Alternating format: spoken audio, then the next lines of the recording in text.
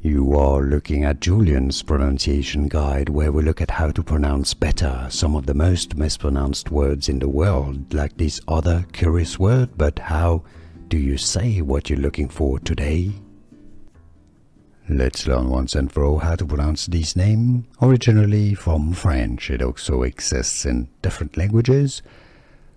But let's listen to the French pronunciation and how you can easily say it in English. In French, it's pronounced as Emmanuel. E-ma-nu-el. Probably the hardest part is the nu sound, which doesn't really exist in English. It's an U, alright, for the U. In English, you can say it as Emmanuel. You can say Manuel at the end. It's not Manuel, it's Manuel. Emmanuel. Emma-nu-el. Emmanuel. We don't really stress on any particular syllable in French, but you can insist a little bit on the L at the end.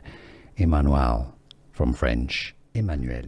Here are more videos on how to pronounce more confusing words and names too many mispronounced. Like this video if you found it useful. I appreciate your support. I'll see you soon and thanks for watching.